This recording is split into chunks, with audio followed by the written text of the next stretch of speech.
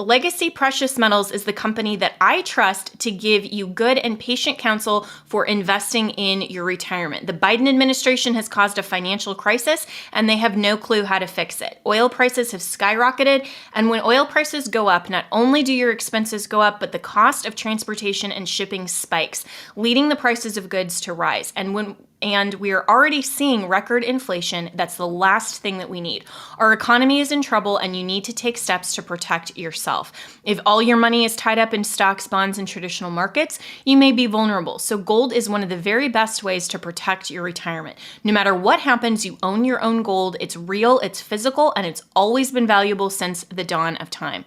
Call Legacy Precious Metals today at 866-528-1903 or visit them online at legacypminvestments.com. That's legacypminvestments.com, where you can download the free investor's guide. You can also go to my Facebook page, Jenna Ellis. I am a public figure on Facebook, and I just posted yesterday a really great interview with the president of Legacy Precious Metals, who is discussing why you need to start your retirement account even if you're in your 20s or 30s. There is always a great time to protect your retirement and invest, just like you want to protect your health over the long term. So go to Legacy Precious Metals at legacypminvestments.com or call 866-528-1903. All right, well, 2022 is going to be a critical year for America. AMAC, the Association of Mature American Citizens, along with their nearly 2 million members. The fight to stop out-of-control spending in the president's Build Back Better scheme is far from over, and Congress is plotting more legislation that could hurt our seniors. The midterm elections will be a battle for freedom versus socialism. Unlike liberal groups, AMAC is America's conservative, action-oriented 50-plus organization fighting hard every day here in Washington and across the nation for our seniors. So I'm urging you to choose AMAC now. You will receive all of the great membership benefits, including AMAC discounts on hotels, travels, and restaurants, and your membership will support your conservative values. So go to amac.us/Ellis. That's amac.us/ELLIS to become an AMAC member now. As a constitutional law attorney, former senior legal advisor, and personal counsel to President Donald J. Trump, Jenna Ellis believes in the rule of law and the importance of integrity in our elections. And she's ready to tackle the big cultural and legal issues facing America. This is the Jenna Ellis Show. Here is your host, Jenna Ellis. Well, happy Monday, friends, and welcome to another episode of the Jenna Ellis Show. I'm Jenna Ellis, and we have been talking about the Supreme Court leak since last week and the implications of the overturning of Roe versus Wade and what that means. And today, Mitch McConnell actually came out and said that we need to go ahead in Congress and make sure to restrict abortion from Congress, which, hey, Republicans, you have no more power to do that than Bernie Sanders and the AOCs of the world have any power and authority in Congress to codify Roe versus Wade. So this is not a federal issue, and that's exactly what the leaked opinion from Justice Alito said. So to distill all of this and break this down on exactly where we go from here and why this opinion, and if it becomes ultimately the opinion, it's my good friend Mike Donnelly, who you know from this show, and he is an adjunct professor at Patrick Henry College, teaches constitutional law, and is one of my very good friends and mentors. So Mike, welcome back to the show. Great to be with you, Jenna. Appreciate all the work you're doing. This is such an important issue, and you wrote a book about the moral basis for the Constitution, which people should read. And it's an excellent book, which I think serves as a very helpful foundation for the topic we're talking about here today. Well, thank you. And, this is why we have to discuss these issues in context of the Constitution, not just isolated as abortion related and then, other things like same-sex marriage and other things that are political policy decisions. We have to understand the basis of why the Constitution separates power and then gives limited power to the federal government, reserves some powers to the states, and then to we the people.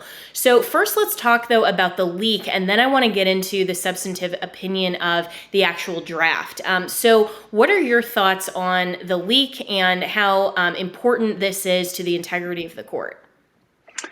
That's a great question. I think it's a very important question as to how the court operates. I've been doing some reading on this, and it's very interesting. I mean, we're lawyers, so this is kind of inside baseball a little bit, but hopefully people listening will appreciate it because lawyers have a duty of confidentiality. And, the legal profession operates under ethical rules, mostly passed by state bar associations, and there's federal rules as well, I presume, for the federal courts. But lawyers need to respect the confidentiality that they protect of their clients. Now, are the Supreme Court justices the clients of the law clerks? No, not really. But this idea of confidentiality, of protecting confidences, is extremely important. And from what I've learned is that there is really no rule that prohibits this. I mean, like a formal employment rule, from what I'm reading in all the reporting on this. It's very interesting. And it doesn't appear that there is any law that has been broken, although it's probably likely that if this was leaked by one of the clerks or someone at the court, that they probably breached some employment agreement that they may have signed, and so they could be fired. But prosecuting them may be challenging. And so, I think people need to understand that there is this confidentiality. And what I was reading is that, the justices, when they bring their law clerks in, they read them the Riot Act as it relates to confidentiality. I mean, Scalia apparently told one of his law clerks, if you disclose anything that you hear in these chambers, I'll do everything I can to ruin your career. And I'm sure the other justices probably say the same thing because they believe that it's important to the integrity of the court. And I think it is too. But at the same time, no rules broken. And it hasn't happened before either, apparently, to this magnitude. I mean, there have been leaks before, people leaking decisions or, in part. Apparently, the Roe v. Wade original decision was leaked before, but hours before, right? Not like months before the decision was released, and not the whole decision either. So I think it's very important. Yeah, and there have been some rumors, and I tend to not look at and give a lot of weight to some of the theories and all of that circulating around Twitter. But I think one of the more interesting questions is whether one of perhaps the left-leaning justices who would be in the minority of this particular decision, if they encouraged or were part of the leak of this draft, because it does seem unlikely that a law clerk, given this type of confidentiality and duty to their justices and ultimately the Supreme Court as a whole, would have done this on their own. And that's, of course, entirely possible. But one of the other questions is perhaps one of the left-leaning justices was part of this leak. And if so, does that, in your opinion, if that were proven to be true, would Chief Justice Roberts have any recourse in terms of any sort of punitive sanction against that justice, or would that even rise to the level potentially of impeachment, like some people are asking? Well, Congress has the power of impeachment, and as we've seen in the past, Congress can impeach anyone for any reason, whether it's deserved or not, right? So I think, if Congress wanted to impeach the justice, they probably could. I mean, justices have been impeached before. Would not be the first time that a Supreme Court justice was impeached. Is it impeachable? I mean, we're going to have to prove it first. We got to figure out where did this opinion come from. It doesn't seem like it should be that hard to figure out, but you never know. There's 40 to 60 people, maybe a little bit more, who were involved here. Was it a judge who did this? Boy, that would be pretty bad if one of the justices leaked it. I was reading an article this morning by NPR. And Nina Totenberg says, this was a conservative clerk who was trying to shore up Justice Kavanaugh. So, everybody's going to take their political spin on it. I'm one of those people who likes to let the facts, come out before I rush to judgment. So, my initial reaction was kind of like Ted Cruz's, which is it seems like this would be a liberal trying to alert everybody and then put pressure on the court to change their mind. But then when you think about it, it seems like, well, that probably wouldn't work because justices aren't going to respond to that kind of pressure. So it would seem like that would really tend to harden everyone's position. And if it was already 5-4 or 6-3, it seems like this ought to be, what happens and what kind of impact does it have on people because of the public pressure? Who knows? It's hard to know. I don't know any of them personally. You met some of them yourself. Maybe you can clue us in on that.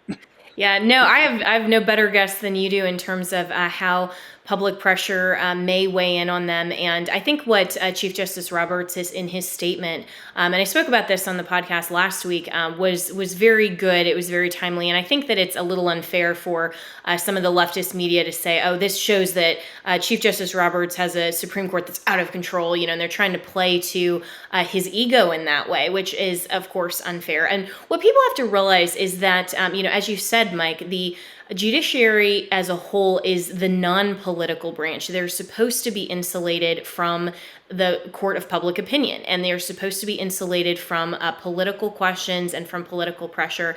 And so this type of leak may give rise to some new rules internally with the court. It may, prove to show that the court actually is going to be insulated from political pressure, and I hope that that's the case. And so, as someone said last week, Justice Alito's first draft is actually a lot better than most judges' 10th draft. So if he just released this opinion as the majority, I think everyone would be okay with that who actually understands the Constitution, whether or not you're pro-life. I mean, this is actually a sound rationale for the Constitution. And so I want to get into that as well, because a lot of the emphasis has been on the leak itself and not so much the merit of this particular opinion, other than the fact that it would have the effect of overturning Roe versus Wade. But in your analysis, as you read through this, Mike, and we talked a little bit before the program about it, you actually went deeper in terms of why this particular decision shows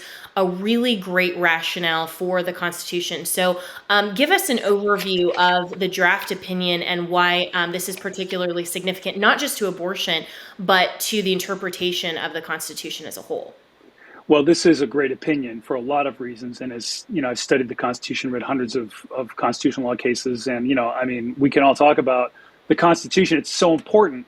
But what's protected by the Constitution? That's the question. And if anything, we need to be, as you've said many times, ruled by laws, not men, not the policy preferences of men or women who happen to occupy the court.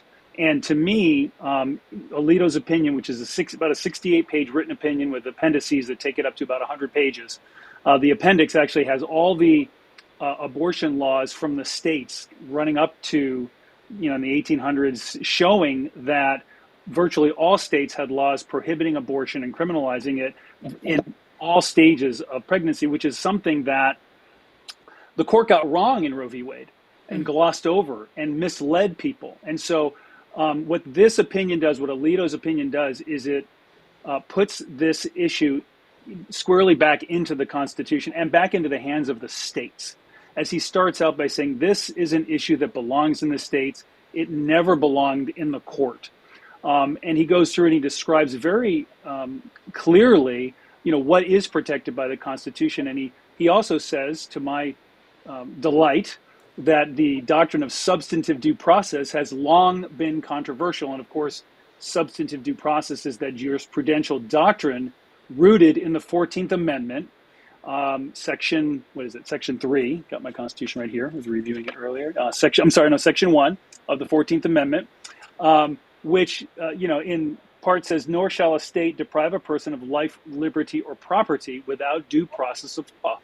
And, the court over 100 and some years has said, well, there's more to just protecting the rights of the accused from, being arrested wrongly or having a jury trial. Procedural aspects of justice, they've come up with this idea of substantive, actual substance in defining life, liberty, or property, which is where the court got Roe v. Wade in the first place, by interpreting what is liberty mean. But the court, but Alito goes through and he explains that very nicely, and I would encourage folks to go and just read it. You can get the opinion. It's no longer linked to Politico. I think somebody posted it on some document cloud, so you don't have to go to the Politico website to find it if you don't want to.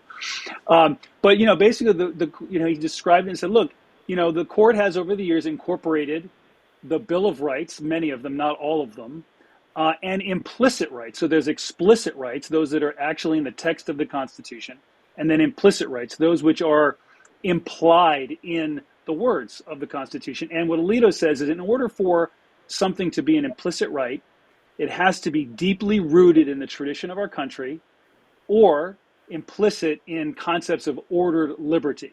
Okay, so those are the kind of the phrases he uses, and he has some examples on that. And then he says, very importantly, I think, and it's not what we wish that was, it's what it actually was during the founding or when the 14th Amendment was ratified.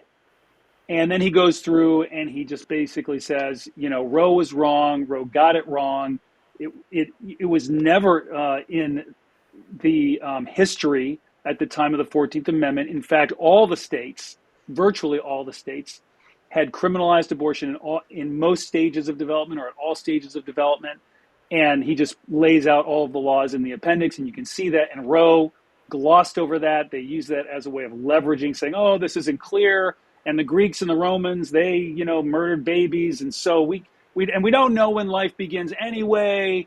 And so who are we to judge was basically what, the 7 guys on the Supreme Court in Roe v. Wade said. And Alito goes through and he just very analytically, very straightforward, says no, wrong.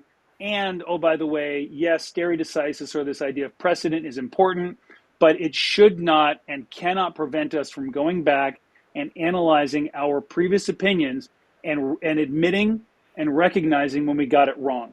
Yeah. And that's basically what Alito does, and he unpacks some factors that we can talk about a little bit about why he feels like they got it wrong. But that's kind of the opinion. And then at the end, he says, you know what, abortion, he says, is a profound, it presents a profound moral question, which it certainly does.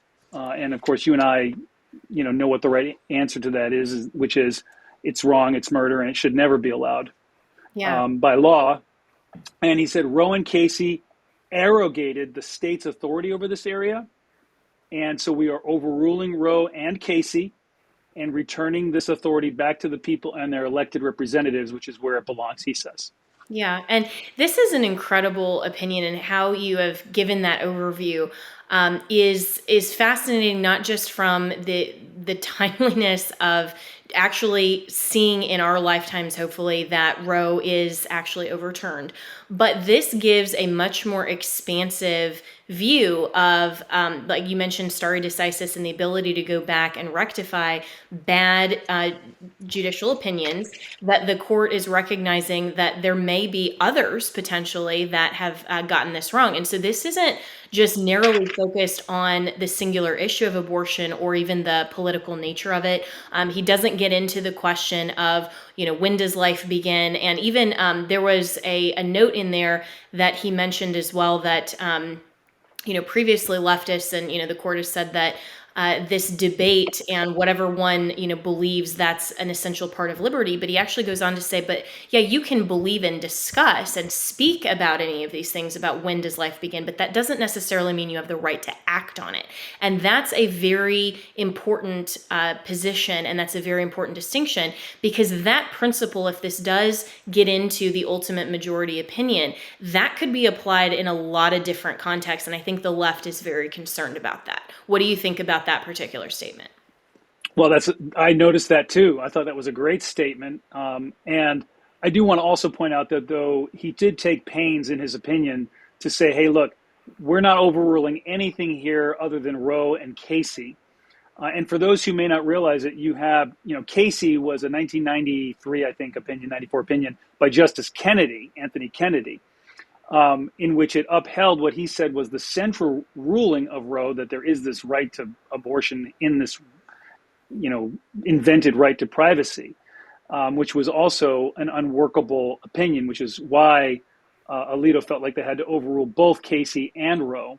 Mm-hmm. But he went to pains to say, look, we're not overruling anything other than Roe and Casey here. And he also said abortion is a unique issue because it deals with a life. And that's something that both Kennedy acknowledged and they acknowledged in Casey. And they also acknowledged that in Roe, that we're talking about life here. We're talking about potential life, whether we want to say it's life or not. I mean, I think life begins at conception, but whether you agree with that or not, this is an issue relating to the destruction of human life, which is murder.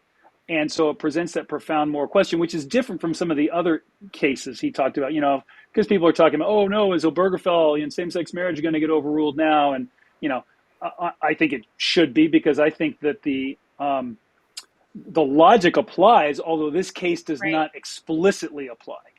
But I think So I that's think the interesting part of it, is that the logic here can and should apply, that for the exact same reason that even Justice Roberts in the Obergefell opinion had a really well-written dissent, for especially for Justice Roberts in the Obergefell opinion, because over 30 states at the time in 2015 had constitutional amendments saying that the states would only recognize marriage as between one man and one woman. And so this whole idea that you can't look to the courts to legislate from the bench or to federalize all of these issues would apply in the same exact rationale that Alito provides in this opinion, that could, and I believe should, also apply in cases like Obergefell. And so do you think that it's going to have the impact, now that we have this particular composition of the court, is that going to encourage some other conservatives for those types of opinions to try to get cases up to the court with the express intention of correcting some of these wrongs? I mean, I think that that is a good thing and should be a goal of some maybe nonprofit organizations or whoever wants to take up this challenge, to actually get cases in front of the court that can go back and correct some of these other bad decisions. in a federal republic, the Supreme Court has no business operating as a super legislature. It is not the case. It is not the right or power, authority. It was not intended that the court be 9 people, 5 people, however many people Congress puts on the court to decide issues that the state legislature should be deciding. Abortion was always one of those. Criminalizing, what people like to call consensual behavior among adults in Lawrence v. Texas, which led to, some would argue, and also written by Kennedy, to Obergefell, which constitutionalized same-sex marriage. Okay, those are decisions to be made by state legislatures in a federal republic. In some states, they'll say one way; in other states, they'll rule the other way. Personally, I have my opinions about both of those things, but I'm okay. I'm willing to live in a republic where different states do things differently, because I believe that's more important to liberty than centralizing and federalizing rights, which, as we've seen over the last 125 years, has created great controversy and allowed for this kind of accumulation of, I would call it, judicial tyranny. That's a book Mark Levin wrote. He would call it that, where 9 people get to decide based on their policy preferences, some of them, unless they're justices with integrity like Alito and Thomas and others who have been willing to follow the law and apply the Constitution, to use their policy preferences to rule over every single one of us. And as you pointed out, in 2016, that case, Obergefell, was wrong when it was published, just like Roe was wrong when it was published, because that's not the role of the Supreme Court of the United States. So, if that ends up being the case where Obergefell is overruled, in my opinion, that's good. It should be, because it's based on really bad luck. I mean, there may be other arguments you could make to uphold that kind of thing. I wouldn't agree with them probably, but certainly shouldn't be the Supreme Court making that decision. Mm-hmm.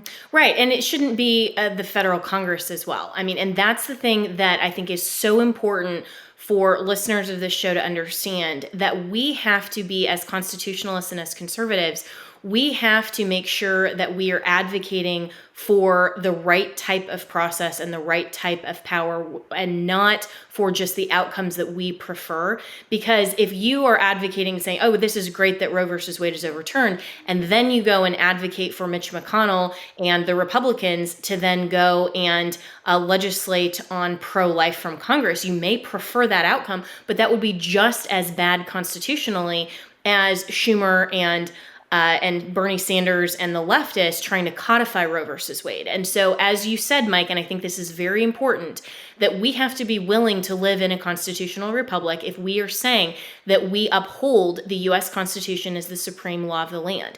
And that doesn't mean that we always get our preferred outcomes. That means that we have the opportunity to argue and persuade on the merits and have our rulers be close to we the people, and we have the opportunity to choose what state we live in. We have the opportunity to then go and to persuade all of the people in a state to say, you need to recognize that the science shows that life begins at conception, that marriage should be between one man and one woman. All of these things that are very implicitly moral questions, we need to be able to debate openly in our own states and not just leave it to the cronies in the swamp in Washington to determine for everyone. And it's interesting to me, Mike, how people are totally okay with this when it comes to things that are controversial, but not nearly as controversial politically as, say, for example, the death penalty.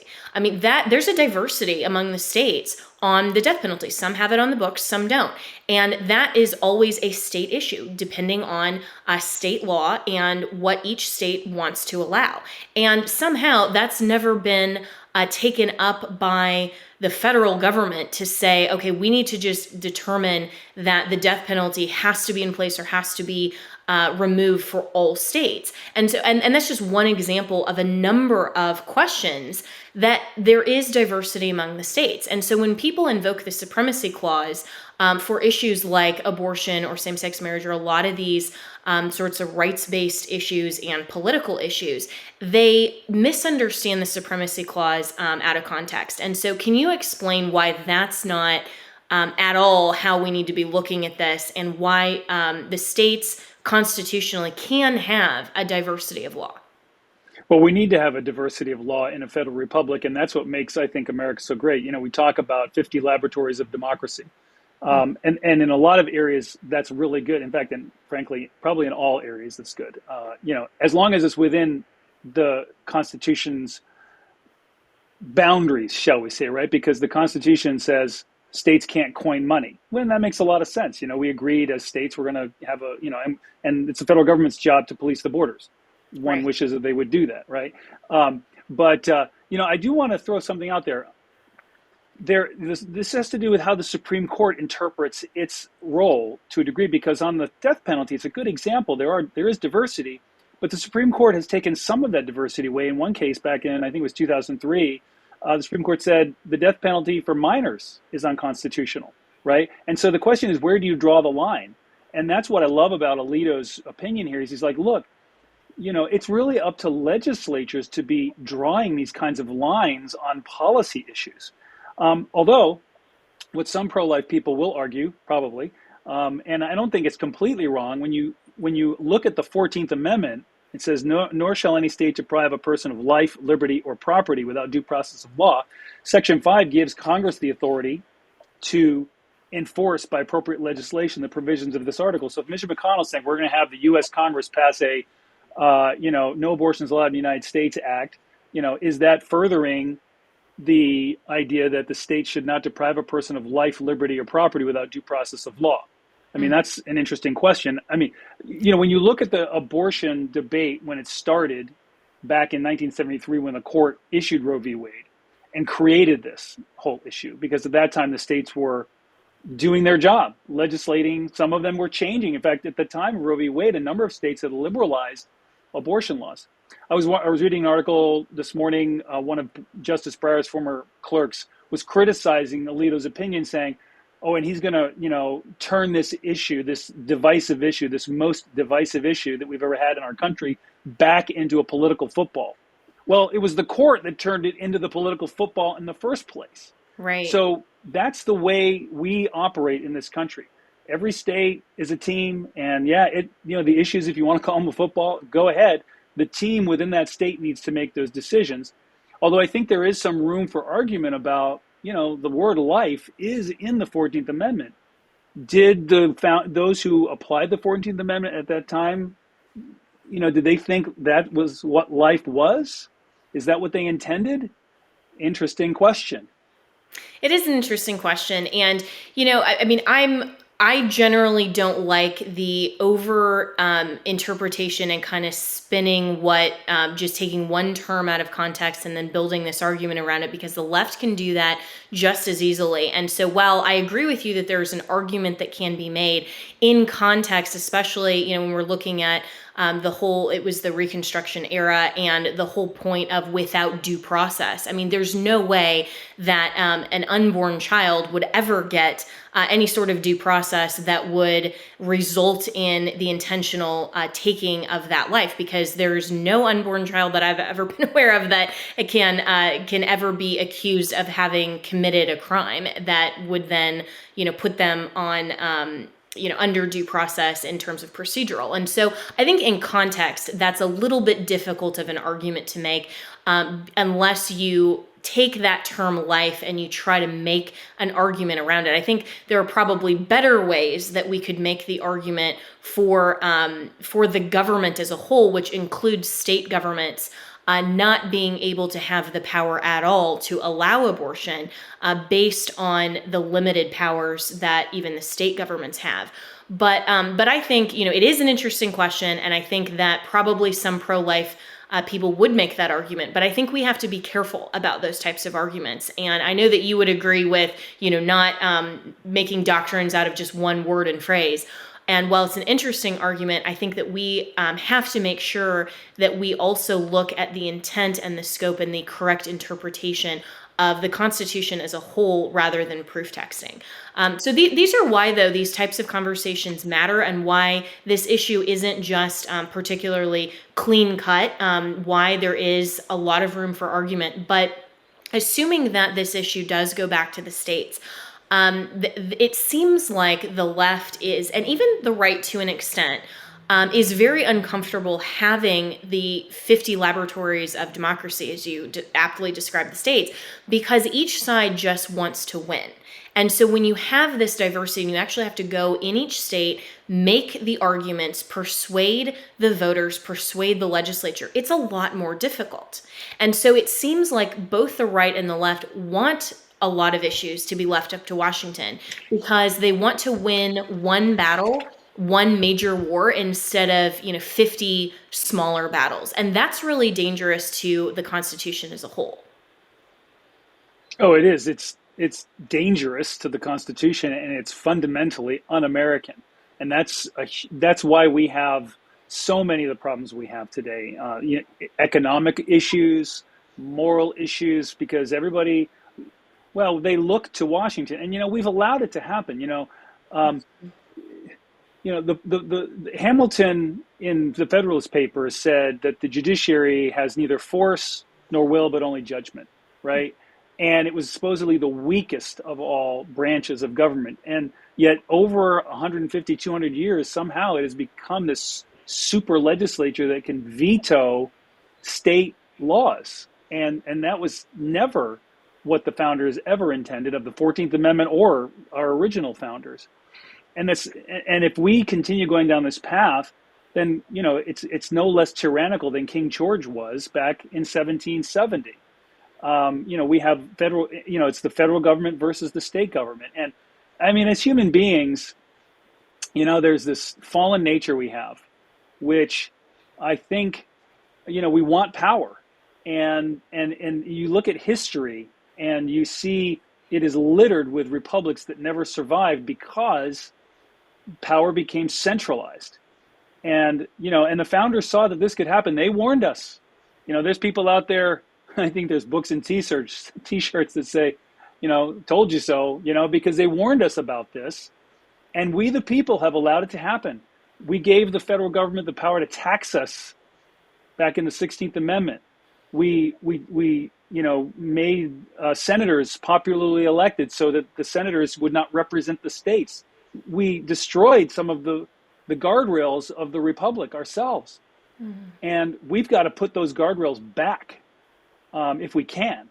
And what Alito has done here in one area, one very important moral area, is he has said, okay, I'm going to put up a guardrail here and we're going to return this to the states. And to me, this is a victory for federalism, which we have badly needed for probably 2, 3, maybe 4 generations.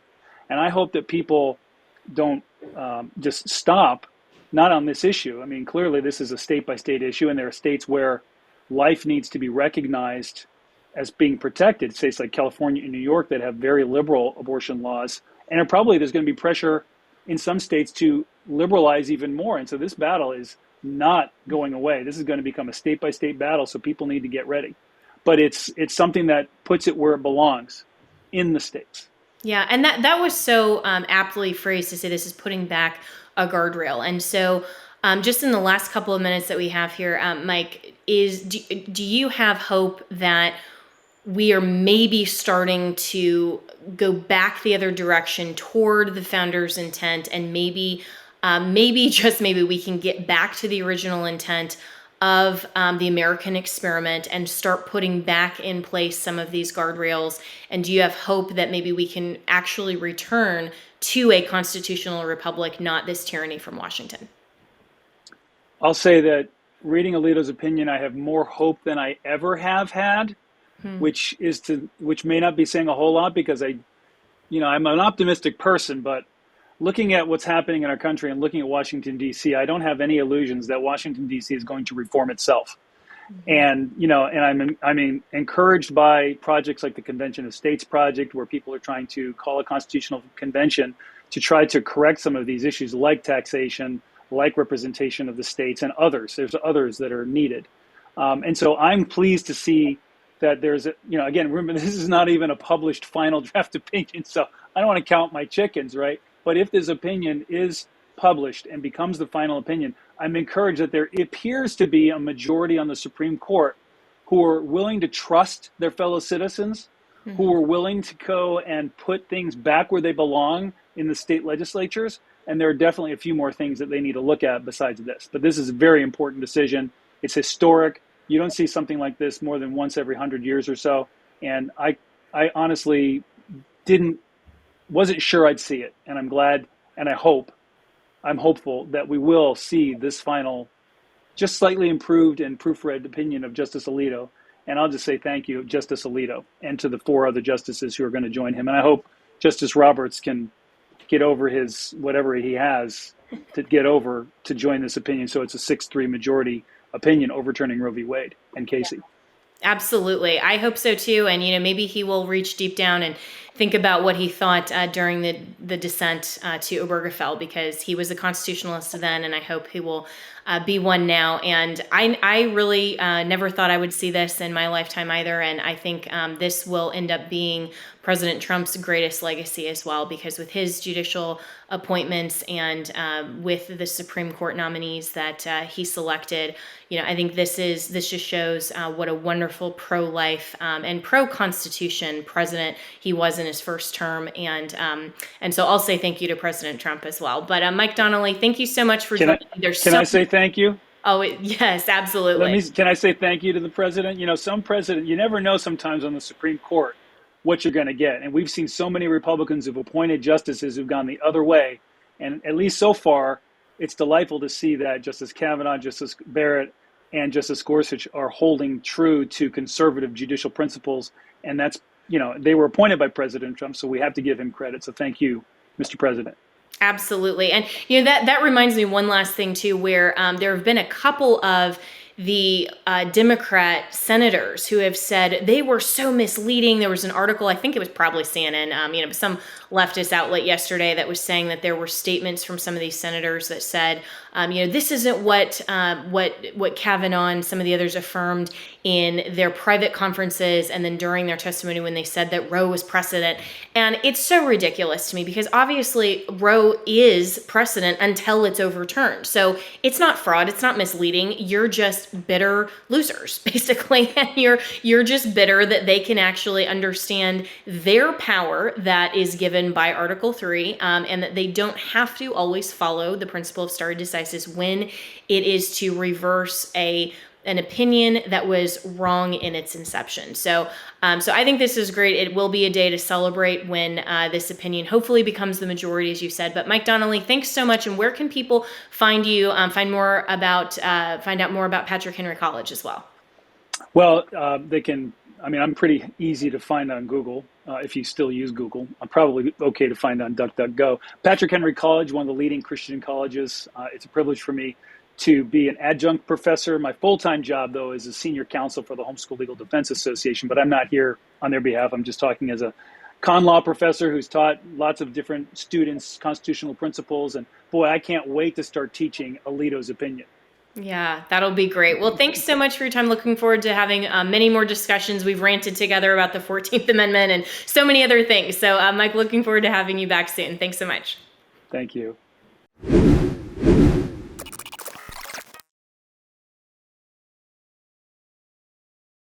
Legacy Precious Metals is the company that I trust to give you good and patient counsel for investing in your retirement. The Biden administration has caused a financial crisis and they have no clue how to fix it. Oil prices have skyrocketed, and when oil prices go up, not only do your expenses go up, but the cost of transportation and shipping spikes, leading the prices of goods to rise. And we are already seeing record inflation. That's the last thing that we need. Our economy is in trouble and you need to take steps to protect yourself. If all your money is tied up in stocks, bonds, and traditional markets, you may be vulnerable. So gold is one of the very best ways to protect your retirement. No matter what happens, you own your own gold. It's real, it's physical, and it's always been valuable since the dawn of time. Call Legacy Precious Metals today at 866-528-1903 or visit them online at legacypminvestments.com. That's legacypminvestments.com, where you can download the free investor's guide. You can also go to my Facebook page, Jenna Ellis. I am a public figure on Facebook, and I just posted yesterday a really great interview with the president of Legacy Precious Metals, who is discussing why you need to start your retirement account even if you're in your 20s or 30s. There is always a great time to protect your retirement and invest, just like you want to protect your health over the long term. So go to Legacy Precious Metals at legacypminvestments.com or call 866-528-1903. I also want to talk about another great American who is the sponsor of this podcast, and that, of course, is my good friend Michael Donnelly. He has been canceled out of so many box stores for simply standing up for his own political opinion. And disagree or not, or support him or not, it is a fundamental right of every American to be able to voice their opinion, and that absolutely includes politics. That absolutely includes issues that are central to our culture. That includes faith. Mike is such a very sincere Christian, and I am proud to consider him a friend, and he is, of course, a friend of this show. So right now, there is a special on MyPillow.com. Click on the new radio listener specials. Get deep discounts on all MyPillow products, including a great towel set, which is a 6-piece set. It includes 2 bath, 2 hand towels, 2 washcloths, made in the USA, regularly $109.99, now just $39.99, but you have to use the promo code Jenna. That's Jenna. That tells Mike that you listen to this show, you're happy that he is a sponsor of this show, and you will get great discounts, but use the promo code Jenna, that's Jenna, either at mypillow.com or call 1-800-564-8475 and use the promo code Jenna.